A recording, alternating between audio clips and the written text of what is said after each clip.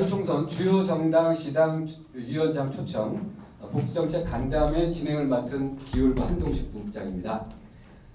오늘 토론회는 4.15 총선에 나서는 더불어민주당과 미래통합당 그리고 정의당 등 주요 정당의 시당 위원장님을 모시고요. 인천에 산적한 복지 현안에 대해 좀 시원한 대안을 찾기 위해 마련했습니다. 먼저 양해 말씀을 드릴 것은 코로나19 사태에 따른 감염병 예방을 위해서요. 정부의 사회적 거리두기 정책에 동참하는 의미로 시당 위원장님들을 한자리에 모시지 않고요. 한 분씩 모셔서 의견을 듣는 자리로 마련했습니다. 이 좀 양해해 주시고요. 오늘 이 자리에는 정의당 인천시당 김웅호 시당위원장님께서 오셨습니다. 안녕하세요. 안녕하세요. 오늘 첫 번째 질문에 앞서서요. 또 이제 저희가 이 방송을 보시는 우리 독자분들께서도 좀 아셔야 될 게 인천시당, 그러니까 정의당 인천시당의 복지 정책이 어떤 것이 있는지 좀 들어봤으면 좋겠습니다. 먼저 이 부분에 대해서 말씀 좀 해주시죠. 지금 코로나 위기 극복을 위해서 정말 많은 분들께서 애를 쓰고 계십니다. 우리 공무원분들, 또 의료진분들, 시민 모두가 한마음 한뜻이 돼서 이 위기를 극복하기 위해서 노력하고 있습니다. 코로나 위기가 민생 위기로 이어지지 않도록 정의당이 함께 노력하겠다라고 하는 것 말씀드립니다. 선거운동을 하면서 장애인을 비롯한 사회복지 종사자분들도 간혹 이렇게 만나게 됩니다. 지금 현재 휴원 사태로 인해서 또는 이동이 굉장히 제약이 생기면서 굉장히 많은 어려움들이 발생되는 것으로 알고 있고, 우선 이 코로나 위기가 잘 극복될 수 있도록 하는데 정의당 인천시당도 함께 노력하겠다라고 하는 것 말씀드리겠습니다. 정의당 인천시당의 사회복지 정책은 중앙당과 맥을 같이 합니다. 복지정책 일반이 지역에서도 진행되지만 가장 기본적으로는 국민기초생활보장법에 기초해서 전국 단위로 해서 그 정책을 수립하고 집행해내는 것이 우선적으로 필요하다고 생각을 합니다. 국민기초생활보장법에서 제시하고 있는 많은 부분들에 대한 보편적 복지가 더욱더 확대될 수 있도록 하기 위한 그러한 정책을 정의당에서 보다 적극적으로 노력하신다는 것 말씀드리겠습니다. 문재인 정부의 문재인 케어로 표현되는 돌봄 정책을 비롯한 문재인 케어로 표현되는 우리 건강보장성 확대 정책이 더욱더 양적 확대와 함께 질적으로 확대될 수 있도록 정의당은 보다 더 노력을 할 것입니다. 또한 이 가운데서 복지 분야에서 일하고 있는 종사자들의 문제가 대단히 중요한 문제로 떠오르고 있다고 생각을 합니다. 일하는 사람들의 노동권, 처우들을 보다 정의당에서 살피고 제도화시키겠다고 하는 것 말씀드리겠습니다. 네, 감사합니다. 지금 듣고만 있어도 믿음이 가는데요. 하여튼 이번 총선에서 좋은 결과 얻으시고요. 좋은 정책들 만들어주시기 바라겠습니다. 그럼 먼저요. 정책과 제도에 대한 의견을 듣는 순서로 시작하겠습니다. 이제 첫 번째 질문입니다. 국민기초생활보장제도에 대한 당의 정책이 궁금합니다. 정의당에서 어떤 정책을 갖고 있는지요. 그리고 국민기초생활보장제도는 이제 빈곤을 사회적 책임으로 인식하는 것으로 시작됐지만요. 여전히 빈곤은 가족과 개인의 책임이 되고 있습니다. 이게 좀 계속되는 문제되는 건데요. 송파 세모녀 사건과 관악구 탈북 모자 사건, 그리고 계양구 일가족 사망 사건 등 최근 1년의 이 참사의 원인으로 꼽히는 부분이기도 한데요. 가장 문제가 까다롭고 비현실적인 부양 의무자 기준, 이 부분인데요. 이 기준에 대한 폐지 등 이제 빈곤의 사회적 책임 강화 방안에 대한 정의당의 입장, 이거에 대해서 말씀해 주십시오. 일단 이게 가족의 변화들도 지금 시대 과거와 지금이 가족의 변화도 많이 달라지고 있다라고 생각을 합니다. 또한 우리 사회의 양극화라고 하는 것, 불평등이라고 하는 것이 보다 더 심화되고 있는 그런 상황입니다. 이 가운데서 복지 사각지대가 끊임없이 문제시대에서 아까 사회자님 말씀하셨듯이 세건의 사건뿐만 아니라 굉장히 많은 곳에서 복지 사각지대 문제들이 발생되고 있다고 생각을 합니다. 이것은 국민기초생활보장법에서 보장하고 있는 최소한의 국민기초생활에 대한 어떤 보장, 권리로 명시하고 있는 것을 취지를 반영하고 있지 못하다라고 생각을 하고요. 보다 국가 책임 역할을 보다 분명히 하고 그 권한의 역할을 할 수 있도록 하는 것이 필요하다고 생각이 들고, 지금 말씀하셨던 부양의무자 문제와 관련해서는 정의당에서 폐지 입장을 분명하게 가지고 있고 21대 국회에서 부양의무자 기준이 폐지될 수 있도록 하기 위해서 법적 제도 개선을 위해서 노력할 거다라고 하는 거 말씀드리겠습니다. 네. 예, 감사합니다. 지금 어쨌든 이 폐지 부분에 대한 답변을 주셨으니까 저희가 좀 꼼꼼 좀 살펴보고 지켜봐야 될 것 같습니다. 네. 예. 그럼 두 번째 질문 드리겠습니다. 좀 편안히 답해 주십시오. 좀 경직돼 있는 것 같아요. 네, 알겠습니다. 예. 네. 두 번째 질문은 이제 고령화 사회에 대한 부분입니다.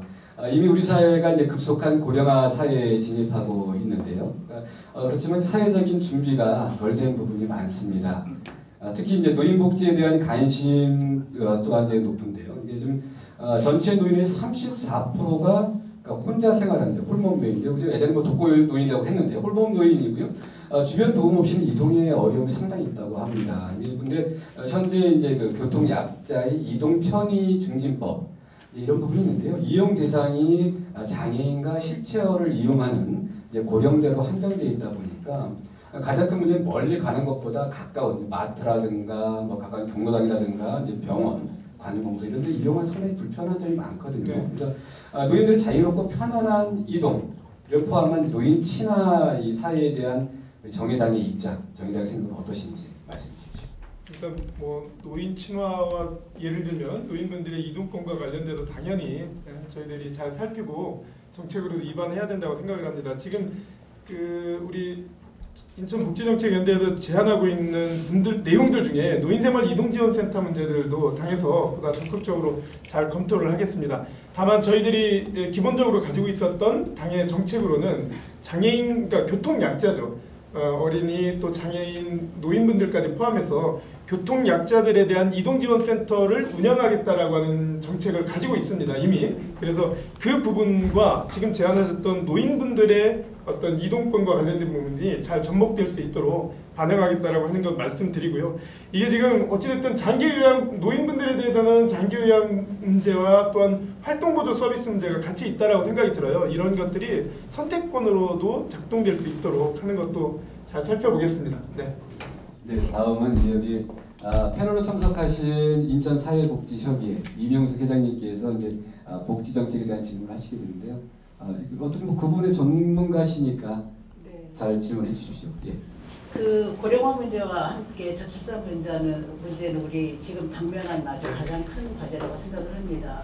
그 중에서도 보육의 경우에 2018년도로 보면 맞벌이 가정 비율이 47%로 증가하면서 보육 환경과 보육의 질에 대한 부모님들과 사회 전반의 관심이 높습니다. 정말 아이 맡길 데가 없다 이렇게 하는 것이 부모님들의 생각이에요. 근데 제가 25년 전에 보육을 하고 있었는데 그때하고 지금하고 환경이 별로 달라진 게 없는 것 같습니다. 그냥 처우 개선만 조금 그때보다 달라지고요. 그래서 이를 위해서는 아동 대비 교사 비율 그거는 아실 거예요. 영세는 이제 교사 한 명당 3명이고 그리고 5명 연령에 따라서 그 다음에 15명 그리고 20명 이렇게 돼 있습니다. 근데 현장에서는 정말 아이들이 이제 이렇게 믿고 맡길 데가 없다는데 보육의 서비스가 좀 좋아지면 아이들을 맡길 수 있는데 아이들 숫자도 많이 줄어들었습니다. 이 저출산 문제는 솔직히 해서 꼭 보육은 아닙니다. 여성들의 임금 차별이라든지 또 경력 단절이라든지 모든 게 이렇게 섞여 있기는 하지만 우리 보육만 보자고 하면은 아동 대비 교사 비율 조정, 보육료 현실화 그리고 종사자들의 보육교사들의 처우에서 굉장히 시급하다고 생각하는데 양질의 보육 환경과 보육의 질 향상을 위한 인천 보육정책 정의당에서 어떻게 보시겠습니까? 네. 일단 지금 말씀해 주셨듯이 저출산 문제 해결이라고 하는 부분은 그러니까 임신하면서부터 시작되는 거죠, 사실은. 임신을 하고 또 아이를 낳고 기르고 이제 공부를 하는 과정까지의 일련의 생애 주기처럼 일련의 과정이다라고 저는 생각을 합니다. 엄마가 임신한 그 순간부터. 그러니까 그 조건이 좀 잘 형성되면 저출산 문제가 해결이 되겠지만 그 조건이 형성되지 않는 조건에서는 저출산 문제가 좀처럼 쉽게 극복되긴 어려움이 있다라고 생각을 합니다. 이에 대한 문제 해결들이 무엇보다 필요하다라고 생각을 하고요. 우선 그 말씀을 드리고 두 번째는 제가 요즘 선거운동을 하느라고 오늘도 교육부에서 이제 결정을 하게 될 텐데 대학 문제가 지금 나오고 있는데요. 제가 부모님들에게 물어봤을 때 부모님들이 가장 많이 얘기하는 거는 이러지도 못하고 저러지도 못하지만 결론적으로는 개학 연기가 다수였어요. 그 이유는 안심입니다. 그러니까 아이들이 혹시라도 확진자가 발생을 했을 때에 대한 걱정 이런 부분이거든요. 지금 패널께서 우리 회장님께서 말씀하신 보육의 문제에 있어서의 이 안심 보육은 대단히 중요한 문제라고 생각을 하고 이 교사와 그 아이의 비율을 상대적으로 많이 낮춰야 되겠죠. 지금 영유아 영세들 3명당 1분으로 되어 있는데 사실 아이를 키워보면 알지만 그 갓난아기들 3명을 돌보기가 쉽지 않습니다. 그러니까 비율은 제가 생각할 때는 1:1 또는 1:2 정도로 낮춰야 된다고 생각을 하고 지금 7세, 7세들 같은 경우도 20명은 1:20으로 되어 있는데 이 비율을 1:15 정도로 낮춰야 된다고 생각을 합니다. 북유럽에서 선진 교육들이 발전한 곳에서는 초등학생들 정도까지도 1:15 비율에다가 제2교사까지 또 있는 상태입니다. 그런 걸 고려했을 때는 아동과 우리 아이들과 교사의 일정 비율을 낮출 수 있도록 하고 거기에 따라서는 보육교사들에 대한 확대와 함께 보육 인력에 대한 처우 개선 문제가 같이 동반되는 것이 필요하다고 생각을 합니다. 네. 네, 시원시원합니다. 오늘 이 자리를 마련하는 게 좀 시원한 정책 방향을 좀 듣겠다고 했는데 제가 이렇게 듣다 보니까 꼭 전공자 같습니다. 사회복지 전공자 같습니다. 내용도 상당히 좀 내실 있고요.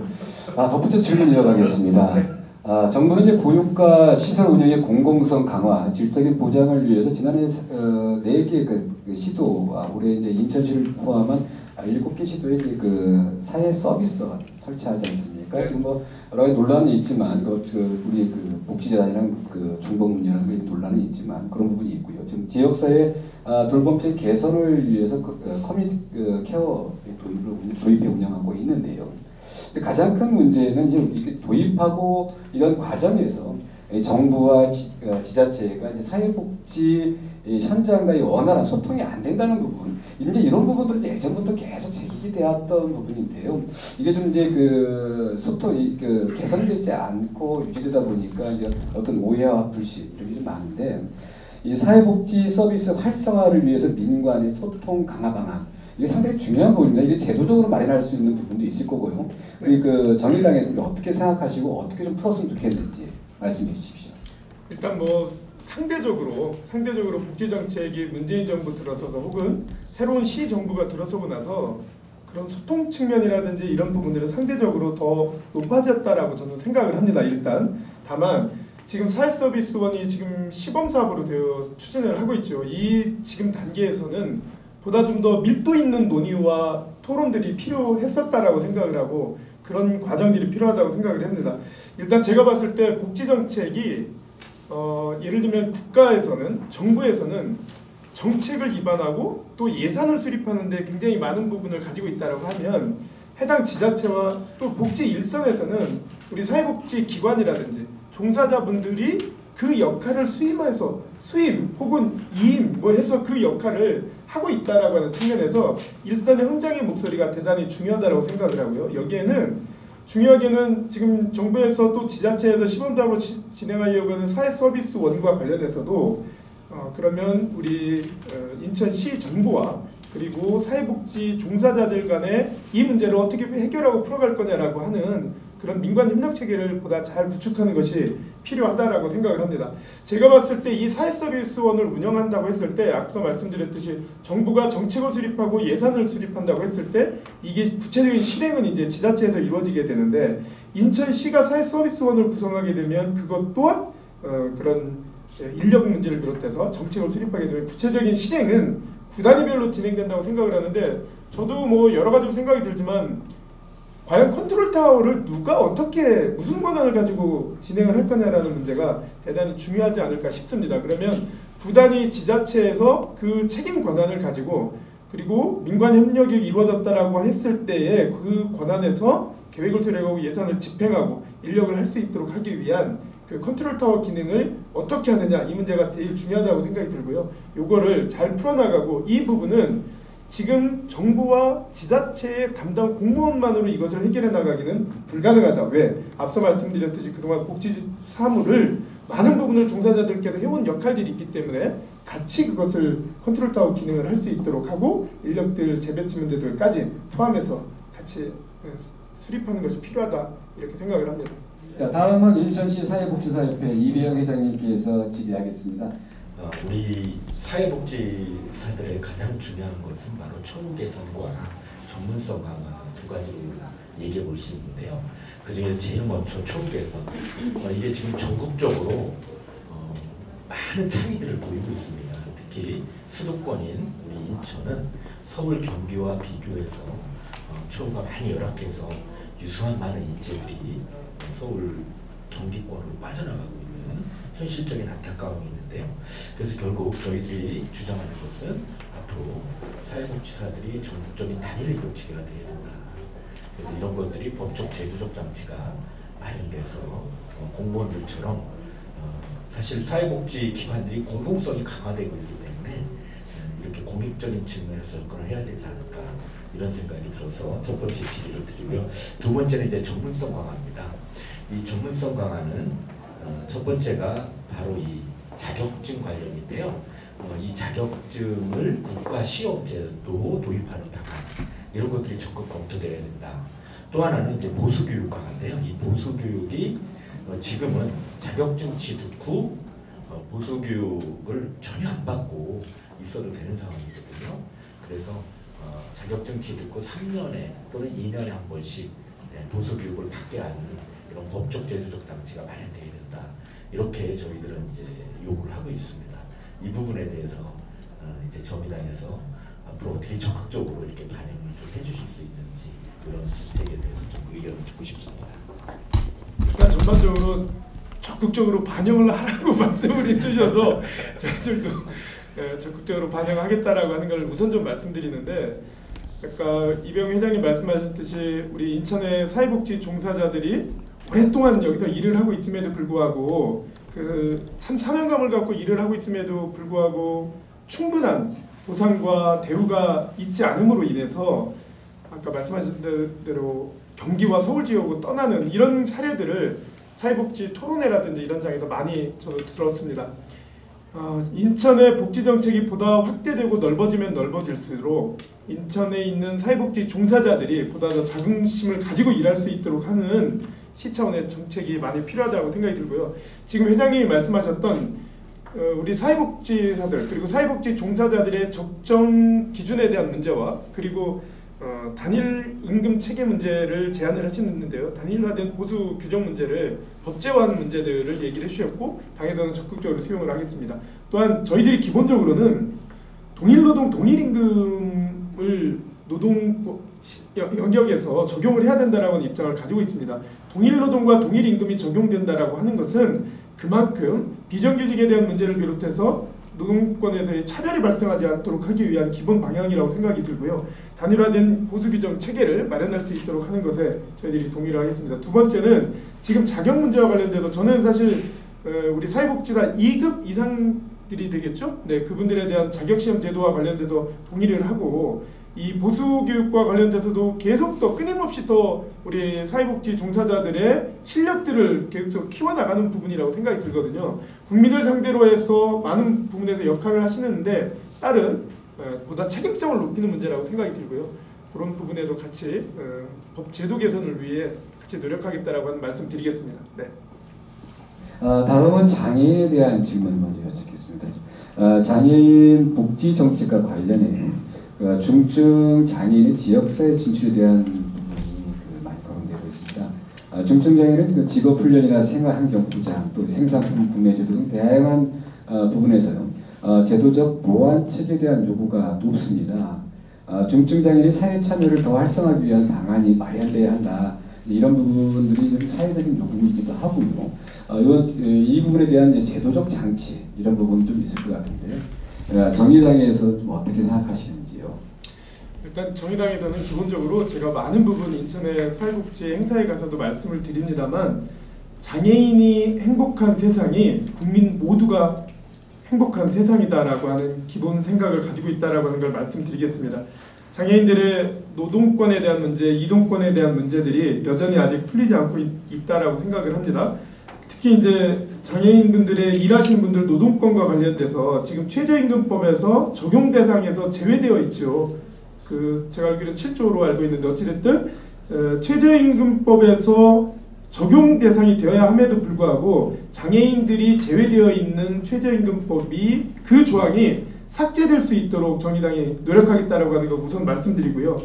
두 번째로는 탈시설 지원법도 같이 적극적으로 검토를 하겠습니다. 다만 탈시설이라고 하는 문제가 아주 근본적으로는 장애인 정책의 변화라고 생각이 드는데 이 또한 단계적으로 치러질 수밖에 없다라고 생각을 합니다. 지금 현재 장애인 우리 각 기관들 중에 주간보호센터를 비롯한 각급 기관들이 있지요. 지금 현재 우리 장애인 복지 영역이 아주 완벽하게 갖추어지지 못하다 보니까 그런 과정을 거칠 수밖에 없는 상황이다라고 저는 생각을 합니다. 그러나 결과적으로는 이 단계성을 넘어서 탈시설화로 이어질 수 있도록 하는 방향으로 궁극적으로 나아갈 수 있도록 해야 된다라고 하는 거 대단히 중요하다고 보고요.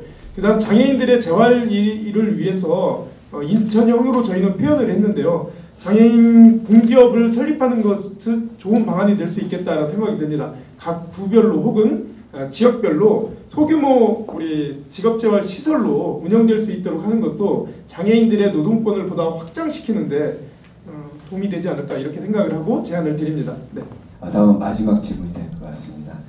인천평화복지연대 강주수 대표님께서요. 인천의 복지 균형 발전에 대한 질문 해주시겠습니다. 인천의 복지 수준이 많이 향상되었다고 하는데 그 일부 영역에서는 그래도 불균형이 많다는 지적이 있습니다. 특히 종합사회복지관 확충은 물론 학교 밖 아동 청소년 보호 네트워크, 영유아 실내 체험시설 등 사회복지시설 확충이 시급한 실정인데 하지만 예산 부족으로 어려움을 겪고 있다고 합니다. 이에 대한 국가 차원의 적극적 예산 확보 등이 요구되고 있는데 여기에 대한 정의당의 입장은 어떠하신지요? 일단 전반적인 복지 정책이 그리고 복지의 질이 저는 나아지고 있는데 여전히 이제 어떤 분야에서는 또는 전반적으로는 우리가 가야 될 길이 아직 멀다라고 하는 것을 매번 이렇게 체험하고 있지 않나 이런 생각을 합니다. 일단 지금 우리 강주수 대표님께서 제안하신 내용은 진짜로 인천의 정치권들이 같이 함께 힘을 모아야 될 문제라고 생각을 합니다. 이 문제를 예를 들면 인천의 복지 문제를 해결해 나가는 데 있어서 제도적으로 국가의 복지 정책을 바꾸는 것뿐만 아니라 말씀하셨듯이 인천의 예산을 확보하는 문제가 대단히 중요한데 이거는 국회 차원에서 이루어질 수밖에 없고 이것은 인천 발전과 인천의 복지를 보다 확장시키기 위한 방향에서 각 당을 떠나서 지역구 국회의원들 인천에 13명이 이제 당선되게 됩니다. 이번에 국회의원 선거를 통해서 13명 당선자들이 각 당을 떠나서 같이 함께 노력을 해야 될 중요한 문제다라고 생각을 하고요. 국회 차원에서 그 예산 확보를 위해서 같이 공동의 노력을 해야 된다라고 생각이 들고 이를 위해서 필요하다면 우리 지자체 차원에서는 민관 거버넌스를 보다 좀 더 견고하게 짜서 우리 정치권에도 요구하고 같이 함께 노력을 하는 이런 과정들이 있었으면 좋겠다 이렇게 생각을 하고요. 전문 인력에 대한 확충 문제들도 대단히 필요하다고 생각을 합니다. 이런 부분들이 같이 함께 이루어졌으면 좋겠고요. 우리 사회복지 그 기관들이 보내주신 자료를 봤을 때는 종합사회복지관 등의 이런 규모나 수나 이런 걸로 봤을 때도 울산에도 못 미치는 이런 경우였습니다. 인구 15만 명당 한 개소 정도 꼴이 되는 건데 이거는 저희 정의당 인천시당에서는 인구 10만 명당 한 개소 정도로 확대될 수 있도록 하기 위한 방향에서 노력을 하겠다는 거고 이와 관련된 것은 사회복지관이 들어선다라고 하는 것 자체는 인천의 복지 영역이 보다 넓어진다라고 하는 측면에서 같이 함께 공동의 과제를 수립을 하고 앞서 말씀드렸듯이 인천의 정치권들이 같이 함께 노력할 수 있도록 하는 그런 과정이 동반되었으면 좋겠다라는 거 꼭 말씀드립니다. 네, 긴 시간 답변해 주시느라 고생하셨습니다. 이제 질문과 답변을 이어가면서 이제 좀 아쉬운 부분 좀 있을 것 같습니다. 이제 마무리할 수 있는 발언 드릴 텐데요. 어떤 사회복지 발전에 초점을 좀 맞춰주시면서요. 그거 말씀해 주시고 그리고 또 이번 총선에 나서시니까 총선에 나서시는 각오 어떤 유권자분들 보고 계실 테니까 한번 말씀해 주십시오. 네, 인천 시민 여러분 그리고 사회복지 종사자 여러분, 정의당 인천시당 위원장 맡고 있는 김응호입니다. 정의당은 복지 자신 있습니다. 정의당에게 많은 부분을 기대하고 혹은 제안해 주셔도 좋겠습니다. 이번 총선에서 정의당은 제대로 된 야당으로서의 역할을 보다 더 해나갈 것입니다. 복지 분야에서 인천의 복지를 발전시키고 그리고 정부 차원에서의 복지가 우리 보편적 복지로 더욱 확대되어 나갈 수 있도록 정책으로 제안하고 살펴나갈 것입니다. 특히 사회복지 분야에서 일하고 있는 일하는 사람들의 조건에 대한 문제, 처우 개선의 문제를 보다 더 살피겠다라고 하는 것도 말씀드리겠습니다. 21대 총선에서 좋은 후보들이 국회에 들어갈 수 있도록 정의당에게도 많은 지지와 응원을 부탁드리겠습니다. 고맙습니다.